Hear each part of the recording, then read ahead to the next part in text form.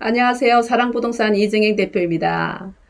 지역주택조합 아파트에 대해서 오늘 말씀드릴 텐데요. 이 제도는 서민과 중산층을 위해서 잘 만들어진 제도이지만 운영하는 사람들에 의해서 악용되면서 너무나 나쁜 점만이 두드러져서 부각되어 있길래 주택법이 바뀌어서 이런 지역주택조합의 성공 사례들 이런 것들을 말씀드리면서 어떤 부분들은 잘 체크해야 되는 부분까지 오늘 소개해 드리도록 하겠습니다. 요즘에 정부가 여러 가지 정책을 내놓은데도 불구하고 계속 집값이 뛰고 있거든요.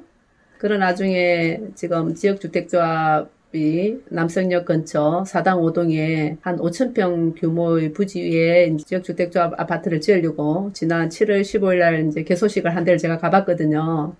그쪽 얘기를 들으면서 지역주택조합에 대해서 상당히 부정적인 생각을 하고 있는 사람들이 많아가지고 동의를 받는데 많이 어려움을 겪고 있어서 지역주택조합이 지금 정부에서 많은 규제도 하고 있고 과거에 있던 피해 사례를 없게 하기 위해서 하고 있는 법이 바뀐 것들에 대한 말씀을 드리려고 해요.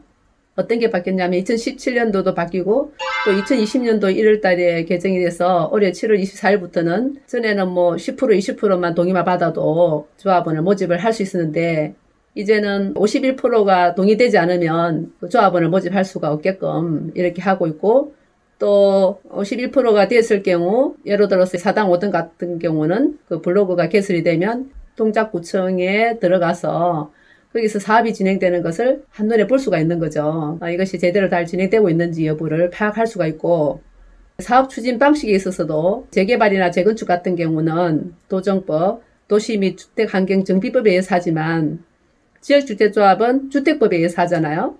그래서 사업 주체가 재개발이나 재건축 같은 경우는 토지 및 건물 소유자가 되지만 지역주택조합은 다른 것은 조합 업무 대행사가 우선하게 되는 것이 특이한 점인데 그래서 이때까지는 그 업무 대행사가 처음에 제로 베이스에서 시작을 하잖아요. 일단 조합원부터 모집하고 그 다음에 땅을 사는 시스템이기 때문에 주택법이 개정되지 않았을 때는 엄청난 피해를 양산했고 기간이 길어짐으로 인해서 학정 분담금도 엄청 높아졌던 그런 많은 피해들이 이번에는 기간을 단축함으로써 그러한 많은 피해들을 줄일 수 있었다라는 게 이제 주택법에 개정되는 것 중에 하나인데 2년 내로 해야 되는 부분이고 2년 내라도 이 열차를 잘 하게 되면 1년간을 유예를 해줄 수 있는 그렇게 된 걸로 제가 법을 알고 있습니다. 내년부터는 재건축을 이제 입주해야만이 분양가를 받는데 지역주택조합은 51%가 돼야만이 조합 모집이 승인이 된다는 거잖아요. 67%가 돼야지 지구단위 계획을 수립할 수가 있는 거고 지구단위 계획을 수립하고 나면은 이제 조합 설립 인가를 받을 수 있잖아요. 그때는 조합원 수가 80%가 동의가 돼야 되는 거죠. 그리고 15%는 지역주택조합에서 실제 땅을 사야 되는 거죠. 합해서 95%가 돼야지 조합 설립 인가가 나는 겁니다. 그죠? 사당 5구역 같은 경우는 조합원 수가 170세대 정도로 알고 있는데 그 땅의 면적 중에서 한 5% 정도가 제가 볼 때는 어린이 놀터라든지 또는 주민센터라든지 공원 같은 게 들어있어서 50%만 동의만 되면 거기 국공유지를 협의를 잘해서 하게 되면 상당히 동의율이 높은 지역이라서 엄청 호재가 있는 지역으로 제가 알고 있습니다.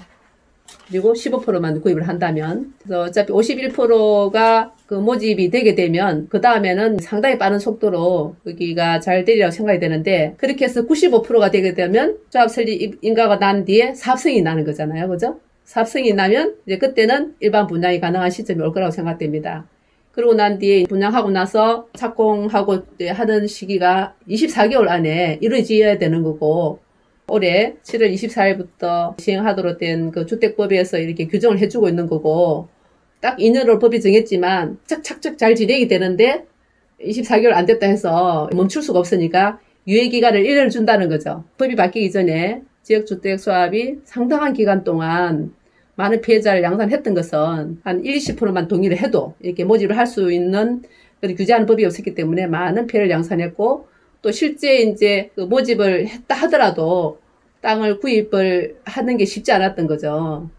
사람 욕심이 끝이었기 때문에 지역주택조합 사업의 참여 방법도 말씀을 제가 드리면, 지주는 이제 조합을 가입하면서 본인의 땅을 내놓는 대물계약이 있을 수 있고, 그 지주들의 땅을 파는 분도 있어요. 그죠? 지역주택조합에서 15%를 사야 되잖아요. 토지를 매도하는 분은 사업 추진이나 이런 이주에 대한 고민을 할 필요가 없죠. 그분은 시세 차익을 기대할 수 있지만, 그 매매 대금으로 어떤 다른 현금을 운용해서 다른 곳으로 가게 되겠죠. 지역주택조합은 그 지역에 6개월 동안 살았던 분, 또는 국민주택 85제곱미터 이하의 주택을 하나 가지신 분에 한해서만 그 자격 요건이 되기 때문에 집이 2채나 3채 있는 분은 아마 이것을 매매를 할 거라고 제가 생각이 됩니다. 시세보다는 더 받고 매매를 하지 않겠나 이런 생각을 하고, 그렇기 때문에 서로 매매 계약을 체결한 후에 사업이 안 된다 하더라도 재산상 피해는 없겠죠, 이분들은. 그러나 이제 대물 계약으로 조합에 가입하신 분은 따로 입주 시까지 별도 준비 자금 필요하지 않겠지만, 과거에는 그랬어요. 이게 지지부진하면 확정 분담금이 없기 때문에 모든 그 불이익을 이 가입한 조합원들이 다 물어야 되기 때문에 상당한 피해가 있었지만, 이제 2년 내로 이루어져야 되고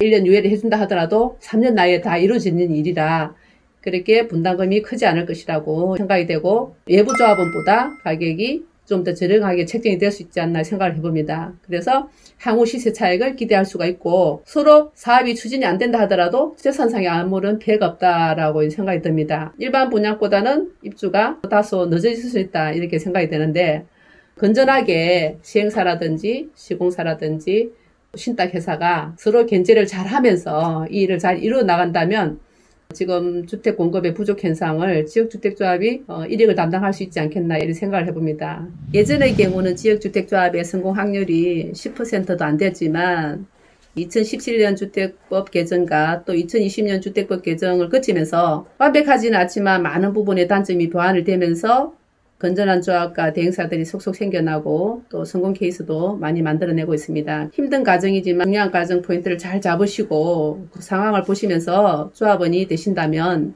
위험을 감수하는 만큼 큰 차익을 볼 수 있다는 그런 생각도 듭니다. 지역주택조합에 대해서 다시금 생각하는 그런 시간이 되었으면 좋겠습니다. 감사합니다. 건강하십시오. 안녕.